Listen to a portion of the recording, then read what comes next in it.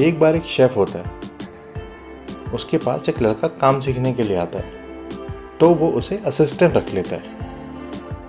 वो लड़का काफ़ी मेहनत से काम सीखता है, डेडिकेटली काम करता है।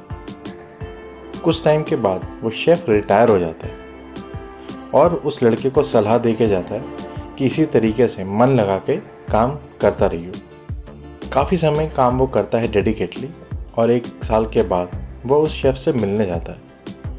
वो उसको बताता है कि शेफ़, पूरे रेस्टोरेंट में सबका प्रमोशन हो गया, सबको इंक्रीमेंट मिल गया, पर मुझे इंक्रीमेंट नहीं मिला। मेरे इतने डेडिकेटली काम करने के बावजूद भी, मैं इतना मन लगा के काम करता हूँ और हार्डवर्क करता हूँ, लेकिन किसी ने भी नोटिस नहीं किया। शेफ़ उसको सलाह देता है, तो एक काम कर, 1 दिन की छुट्टी ले ले। तो इतना हार्डवर्क करता है तो 1 दिन की छुट्टी और ब्रेक डिज़र्व करता है। तो वो लड़का तुरंत ही भाग के जाता है और अपने ऑफिस में नेक्स्ट डे की छुट्टी ले लेता है। जब वो अगले दिन ऑफिस जाता है तो रेस्टोरेंट का ओनर उसको अगले दिन बुलाता है, तो उसको बताता है कि कल तुम नहीं थे तो रेस्टोरेंट का काम बिल्कुल सही से नहीं हो पाया। मुझे रियलाइज़ हुआ कि तुम कितने इम्पोर्टेंट हो, कितना काम संभालते हो, कितना डेडिकेटली काम करते हो।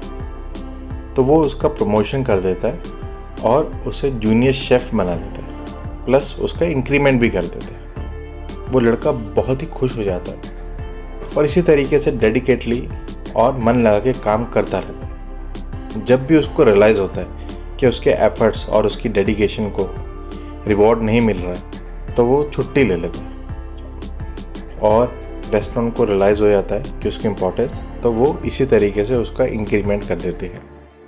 उसको लगा शायद सक्सेस का यही सही तरीका है। तो कुछ समय काम करने के बाद, 6 महीने, साल के बाद, जब उसको एप्रोप्रिएट अप्रेजल या इंक्रीमेंट नहीं मिलता, तो वो छुट्टी ले लेता है रेस्टोरेंट को अपनी इम्पोर्टेंस जताने के लिए। एक दिन जब वो रेस्टोरेंट जाता है तो उसका टर्मिनेशन लेटर उसको दे देते हैं और बहुत ही हैरान और दुखी हो जाता है। फिर वो अपने गुरु के पास जाता है, उसको सारी कहानी बताता है। तो उसका गुरु उसको बोलता है, उस दिन जब मैं तुम्हें सलाह दे रहा था, तुमने मेरी पूरी बात नहीं सुनी। तुमने ये तो समझा कि कभी कभी एक लाइट बल्ब जो सारा दिन चलता रहता है और आपको रोशनी देता है, हम उसकी इम्पोर्टेंस तब तक नहीं समझ पाते जब तक घुप अंधेरा नहीं हो जाता। तभी लोगों को बल्ब की या लाइट की इम्पोर्टेंस पता चलती है। ये सुनकर तुम्हें रियलाइज़ हुआ कि हाँ, रेस्टोरेंट में बल्ब की तरह तुम्हारी इम्पोर्टेंस समझी नहीं जा रही और तुम तुरंत ही चले गए छुट्टी मांगने के लिए। लेकिन तुमने सेकंड पार्ट, जो कि मोस्ट इम्पॉर्टेंट है, वो तो सुना ही नहीं, कि एक ऐसा बल्ब जो कुछ कुछ समय के बाद बंद होता रहे, कौन चाहेगा, जिस पे कि आप भरोसा नहीं कर सकते, तो आप जल्द ही ऐसे बल्ब को रिप्लेस कर देंगे, उससे कोई बेटर ऑप्शन चूज़ कर लेंगे।